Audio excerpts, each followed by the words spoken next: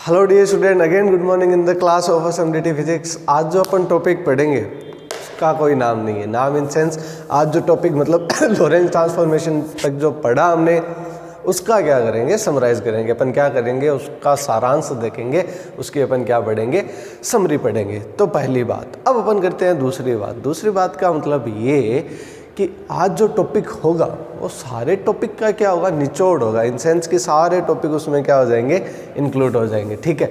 अब देखो बच्चा, जिन्होंने जो प्रीवियस लेक्चर देखा है उसको तो ये समझ में आएगा कि हाँ अपन सारांश किस बिहेव पे पढ़ रहे हैं। यदि आप नए स्टूडेंट हो, यदि आप पहला वीडियो देख रहे हो तो आपके लिए ये ज़रूरी है कि आप क्या देखिए, पहले प्रीवियस लेक्चर देखिए, उसके बाद आपको ये समझ में आएगा। ठीक है। तो ये जो चैनल चलता है वो एसएमडीटी केएम का क्या है, चैनल है, अर्थात श्रीमती मौर्य देवी तापड़िया कन्या महाविद्यालय का क्या है, फिजिक्स का ये चैनल है। ठीक है। इसमें आपको टोटल साइंस, आर्ट्स, कॉमर्स तीनों फैकल्टीज़ के क्या करवाए जाते हैं, वीडियो अवेल करवाए जाते हैं। ठीक है। ये बात मैं इसलिए बोल रहा हूँ कि काफ़ी बच्चे नए जुड़ रहे हैं। ठीक है। और हर रोज़ एक दो बंदे नए आ रहे हैं चैनल पे, तो उनको एक्सप्लेन करने के लिए कि हाँ यदि किसी बच्चे को कॉमर्स की रिक्वायर्ड है या आर्ट्स की रिक्वायर्ड है तो वो भी एसएमडीटी केएम के थ्रू क्या कर सकता है, ऑनलाइन क्लास ले सकता है। ठीक है।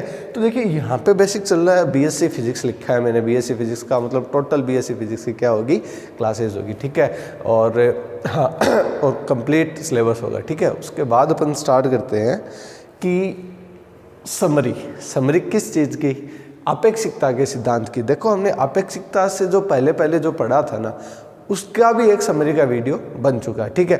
अब मैंने क्या किया, दो पार्ट में डिवाइड किया कि भाई एक यूनिट है, उसमें बहुत सारे टॉपिक है, एक टॉपिक दूसरे से कनेक्ट है, दूसरा तीसरे से, तीसरा चौथे से। जैसे मान लीजिए 8 टॉपिक है तो 4 को पढ़ा के 5 का क्या कर दवा दिया, समरी बना दी, ताकि 4 टॉपिक आपस में क्या हो गए, कनेक्ट हो गए। अब 6, 7, 8, 9 रिमेन जो 4 टॉपिक रह गए, जो एग्जाम्पल दे रहा हूँ, जैसे अपेक्षिकता के सिद्धांत से शुरू हुए, फिर हमने अपेक्षिकता के सिद्धांत की 2 अभिकृतियाँ पढ़ी, फिर हमने माइकलसन मोर्ले एक्सपेरिमेंट पढ़ा, फिर हमने क्या पढ़ा, वापस से इस फेल हो गया तो अपेक्षिकता का विशिष्ट सिद्धांत पढ़ा, फिर हमने क्या पढ़ा, वापस उसकी 2 अभिकृतियाँ पढ़ी, फिर हमने क्या पढ़ा, फिर हमने लोरेंज ट्रांसफॉर्मेशन पढ़ा, फिर क्या पढ़ा, उसका रिजल्ट डिस्कस किया, यही पढ़ा था। ठीक है। तो अब आज अपन क्या करेंगे, इन सब का क्या कर लेंगे, समराइज कर लेंगे। लेकिन हम ऐसा कर क्यों रहे हैं, ऐसा हमें क्या पता है, जिस बिहेव पे अपन क्या कर रहे हैं, अपेक्षिकता का सिद्धांत है या 2 विशिष्ट सिद्धांत है या लोरेंज ट्रांसफॉर्मेशन है, तो ये सारा कुछ पढ़ रहे हैं। उसका जो बुनियादी क्या है कि जो अपन जैसे मान लीजिए कि कल सर लोरेंज ट्रांसफॉर्मेशन कंप्लीट हो गया, तो हुआ क्या था, उसमें मिला क्या हमको कि भाई हमने इतनी मेहनत की, ट्रांसफॉर्मेशन ऑफ वेलोसिटीज निकाली, एक्सेलरेशन निकाली, गैलीलियन ट्रांसफॉर्मेशन लगाया, तो ये क्यों लगाया। ठीक है। और लगा भी दिया तो इसका रिजल्ट क्या है, तो इसको बोलते हैं अपन क्या, एक समरी की हाँ हमें ये पता था, उसको हमने एक्सप्लेन किया, उसको हमने सोल्व आउट किया, तो अपन को क्या मिला, ये मिला। तो बोर्ड पे लिखा हुआ अपेक्षिकता का विशिष्ट सिद्धांत। तो अपेक्षिकता के विशिष्ट सिद्धांत पे जब आप बुक खोलोगे तो आपको 2 हेडिंग मिलेगी, अपेक्षिकता का सामान्य सिद्धांत और अपेक्षिकता का विशिष्ट सिद्धांत। यहाँ पे कोई ज़्यादा डिस्कशन नहीं हुआ, हमने सिर्फ इतना ही बोला, दोनों सिद्धांत को एक जगह बोल दिया। पहला तो ये बोल दिया कि जो अपेक्षिकता का सामान्य सिद्धांत है उसमें यह बोला गया कि प्रकृति के नियम, प्रकृति में जितने भी भौतिकी के नियम है, ठीक है, उन नियमों की रचना, देखो यहाँ पे मैंने आधा ही लिख के छोड़ा, प्रकृति के नियमों की रचना, ताकि आप जुड़ सको इस टॉपिक से, उस टॉपिक से। प्रकृति के नियमों की रचना इस प्रकार से हो, इस प्रकार से हो, इस प्रकार से हो। यदि आपको याद हो तो आप मन में बोल सकते हो, आपका क्या हो जाएगा, रिवाइज भी हो जाएगा और याद भी हो जाएगा और समझ में भी आ जाएगा। इस प्रकार से की जानी चाहिए या इस प्रकार से हो, बात तो एक ही है, इस प्रकार से हो कि एक समान जड़त्वीय निर्देश तंत्र, जड़त्वीय निर्देश, आपने बुक खोली, आपने यदि वीडियो देखे, आपने यदि नोट्स बनाए तो आप आगे बोल रहे होंगे मन में ना कि एक समान जड़त्वीय निर्देश तंत्र तथा त्वरित निर्देश तंत्र, तथा त्वरित निर्देश तंत्र। देखो आज क्लियर हो रहा है, निर्देश तंत्र में अंतर स्थापित करना क्या हो जाए, नामुमकिन हो जाए, या अंतर स्थापित ही ना हो। निर्देश तंत्र में अंतर स्थापित करना, अंतर स्थापित करना क्या हो जाए, असंभव, क्या हो जाए, असंभव। वापस देखिए सर क्या लिखवाया, उस टाइम भी लिखवाया था वही आज लिखवाया था, है क्या। देखिए ये बोलना चाह रहा है कि जो आप भौतिकी के नियम अपन बनाने बैठे हैं ना, एग्जाम्पल के लिए मान लीजिए न्यूटन्स लॉ ऑफ मोशन बना रहे हैं कि भाई v=u+at, एकदम सिंपल बात करेंगे, लेकिन उसको जोड़ किससे देंगे, BSc से देंगे, ठीक है, पहली बात। दूसरी बात s=ut+12at², ठीक है, तो ये भी क्या है, तो भौतिकी का ही नियम है ना। लेकिन इस हिसाब से ये बनने चाहिए, इस हिसाब से क्या होना चाहिए, इनका निर्माण होना चाहिए कि जड़त्वीय निर्देश तंत्र, जैसे जड़त्वीय निर्देश तंत्र का मतलब क्या, वापस वहीं पे लेके चले 2 मिनट के लिए, एक ऐसा निर्देश तंत्र जिसकी वेलोसिटी क्या हो, कांस्टेंट हो, अर्थात उसमें कोई एक्सेलरेशन ना हो, एकदम सिंपल बात है ना। तो एक जड़त्वीय निर्देश तंत्र और एक त्वरित निर्देश तंत्र में अंतर स्थापित करना क्या हो जाए, असंभव हो जाए। देखिए किताब में ये लिखा है कि प्रकृति के नियमों की रचना इस प्रकार से की जानी चाहिए कि एक समान गुरुत्वीय क्षेत्र, एक समान गुरुत्वीय क्षेत्र, इसका मतलब क्या हुआ, यदि वो गुरुत्वीय क्षेत्र क्या है, एक समान है, तो जड़त्वीय निर्देश तंत्र हुआ, ठीक है। और त्वरित निर्देश तंत्र में क्या हो जाए, अंतर स्थापित करना क्या हो जाए, असंभव हो जाए। तो एक समान गुरुत्वीय क्षेत्र को मैंने क्या बोल दिया, बस जड़त्वीय निर्देश तंत्र बोल दिया, ठीक है। जैसे मान लीजिए एक पृथ्वी है, वो नियत कोणीय वेग से घूम रही है, तो उसकी वेलोसिटी क्या होगी, उसकी वेलोसिटी कांस्टेंट होगी ना, तो वेलोसिटी कांस्टेंट होगी, इसका मतलब वो कौन सा फ्रेम ऑफ रेफरेंस हो गया, जड़त्वीय निर्देश तंत्र हो गया, ठीक है। तो बात वही है, लेकिन मैंने सिंप्लीफाई कर दिया है इसको, ठीक है। अब देखिए हमने इतना पढ़ा अपेक्षिकता का सामान्य सिद्धांत, एक या 2 वीडियो समरी के बनेंगे, लेकिन ये श्योर है कि मैं आपको जो जितने भी टॉपिक पढ़े उसको क्या कर दूंगा, क्लियर कर दूंगा, ठीक है। इसका एक एग्जाम्पल देखें कि अंतर स्थापित करना असंभव हो जाए और यह ज़रूरत क्यों पड़ी। तो एक एग्जाम्पल लिया था हमने लिफ्ट वाला एग्जाम्पल था क्या, यदि आपको याद हो, जैसे मान लीजिए लिफ्ट क्या कर रही है, लिफ्ट यदि जी एसिलेशन से नीचे की तरफ आई, समझना मतलब उसका जो एसिलेशन हो वो जी के बराबर हो, तो ऊपर की नीचे की तरफ जी लगेगा, ऊपर की तरफ आप लिफ्ट को भेज रहे हो किससे, जी एसिलेशन से। तो लिफ्ट में जो बंदा खड़ा है उसके हाथ में यदि क्या है, एक बॉल है, ये समझिए, वापस जोड़ने की कोशिश कर रहा हूँ, इसका एक एग्जाम्पल दे रहा हूँ कि ये क्यों बनाया गया। जैसे मान लीजिए एक लिफ्ट है, ठीक है, ये एग्जाम्पल मैंने पहले भी समझाया था, अब समरी में है तो एक बार वापस समझा देता हूँ।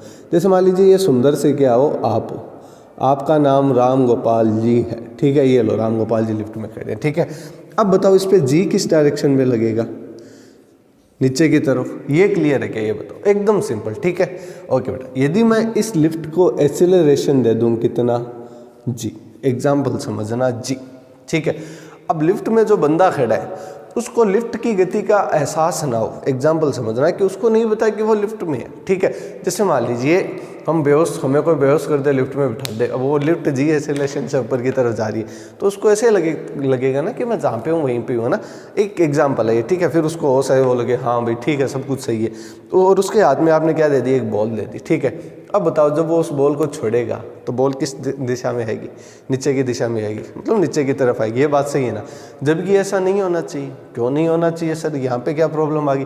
देखिए ये जी नीचे की तरफ, ये जी ऊपर की तरफ, एक एग्जाम्पल से समझे तो ये क्या हो जाएगा, कैंसिल आउट हो जाएगा। इसका मतलब उस पर कोई गुरुत्वीय क्षेत्र नहीं लगना चाहिए, जबकि ऐसा नहीं होता। अर्थात क्या होता है, मतलब गुरुत्वीय क्षेत्र लगता है। इसका मतलब क्या हुआ, इसका मतलब ये हुआ कि हाँ, प्रकृति के नियमों को इस हिसाब से बनाइए कि एक समान गुरुत्वीय क्षेत्र तथा त्वरित निर्देश तंत्र में अंतर करना क्या हो जाए, असंभव हो जाए। अर्थात फिर क्या कर सको, आप आराम से उसको स्टडी कर सको। बताओ समझ में आया, ठीक है। उसके बाद अब अपन चलते हैं थोड़ा सा आगे चलते हैं। इसका मतलब यहाँ तक हमने ये पढ़ा, अभी तक हमने केवल सामान्य सिद्धांत को पढ़ा, ठीक है। उसके बाद अब अपन पढ़ेंगे विशिष्ट सिद्धांत। विशिष्ट सिद्धांत में सिद्धांत एक वर्ड में बना दिया मैंने, क्या बना दिया, विशिष्ट सिद्धांत ये बोला कि निरपेक्ष गति संभव नहीं है। निरपेक्ष गति संभव नहीं है, इसका मतलब क्या होता है कि कोई भी मोशन हो, जैसे मान लीजिए मैं ऐसे उछल कूद कर रहा हूँ, ठीक है। जैसे मान लीजिए मैं इस तरफ गया, रुका और वापस बैक आ रहा हूँ, ठीक है। ये सब सारी कुछ चीज़ें, ठीक है। तो होगा क्या, विशिष्ट सिद्धांत में यह बोला गया कि कोई भी गति निरपेक्ष संभव नहीं है, अर्थात वह किसी ना किसी के तो क्या होगी, सापेक्ष होगी, अर्थात निरपेक्ष गति संभव नहीं है। ये बहुत बार हम डिस्कस किए, आज उसको थोड़ा सा वही समझते हैं कि भी आप खुद समझो। जैसे मान लीजिए मैंने आपको बोला मैं दौड़ रहा हूँ, ये लो मैं दौड़ रहा हूँ, ज़्यादा स्पीड तो नहीं है पर दौड़ रहा हूँ, ठीक है। बताओ आपको कैसे पता चला मैं दौड़ रहा हूँ, सोचो। आप बैठे हो, आप ऑब्जर्वर हो तो आपका फ्रेम ऑफ रेफरेंस हो गया, ठीक है। अब आपके सापेक्ष ही तो मैं क्या कर रहा हूँ, दौड़ रहा हूँ। उसका एक सिंपल सा एग्जांपल और समझाऊँ। अभी सापेक्ष है तो आप बोल सकते हो ना कि रनिंग हो रही है।